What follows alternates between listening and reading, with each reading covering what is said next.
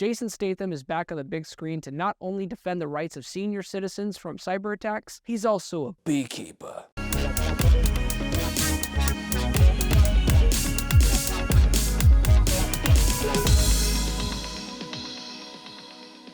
Hey guys, my name is Joseph Curtis, and if you love movies just as much as me, you have come to the right place. Now do me a huge solid and click that like and subscribe button. Also, if you want to follow me on the following social platforms, that would be great as well. Now, let's start talking The Beekeeper. One man's brutal campaign for vengeance takes on national stakes after he is revealed to be a former operative of a powerful organization known as Beekeepers. First things first, David Ayer has had a bit of a hard run since 2016. He hasn't really made a great movie since 2014's Fury, and ever since then, it's just been a hot posh of studio problems with Warner Brothers and his cut of Suicide Squad, and then you also have movies like Bright and The Tax Collector. And I have been just holding out hope for another David Ayer film because I am actually a fan, and I have to say this is his best film since 2014. I'm not saying it's as good as Fury, but what I am saying is that this movie is fun. Guys, this movie is cheesy. This might be one of my shortest reviews ever. This movie is essentially Jason Statham being a beekeeper, a literal one, mind you that, while he's also associated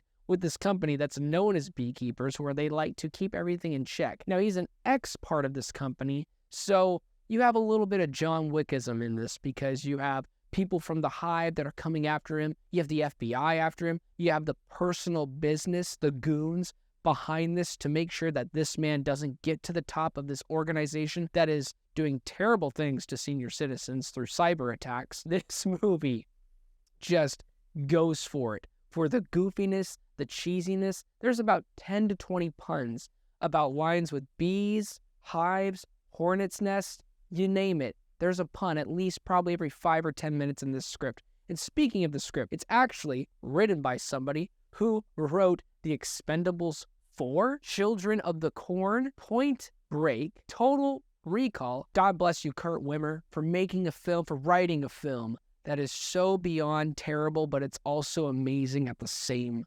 time. It's literally a mixture of John Wick, Wolf of Wall Street, and old school action 80s films. That's just amazing. Like, why wouldn't you want a movie like that, where you have a mixture of all those three different things of your favorite action heroes? You got them saying your favorite one-liners, or soon to be one of your favorite one-liners because you never thought you would hear a sentence that would sound so cool, but also so outrageously stupid from Jason Statham's mouth about bees. And I'll say this about anything deep with the film, and there's really not a whole lot of deepness in this film, so don't worry. You get your popcorn, you get your action, you're good. But what I will say is, I think he has something to say about a certain election that happened with certain presidents that may have won and may have not won.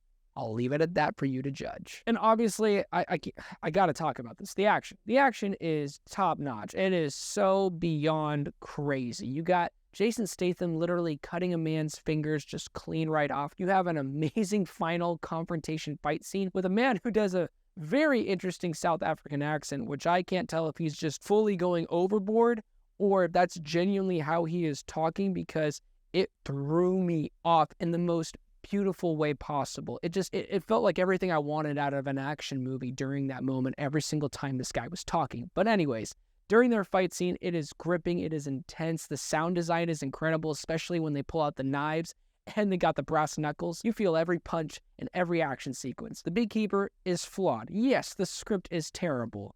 I recognize that. I know it's not perfect, but it's also not a terrible film in my eyes because I had fun. And at the end of the day, if you still have cheesiness, but it's good cheesy, I'm going to recommend it. With that being said, I'm going to give The Beekeeper a solid 7.5 out of 10. Thank you guys so much for watching this review. It really means a lot. Please don't forget to like and subscribe, and also don't forget to be blessed.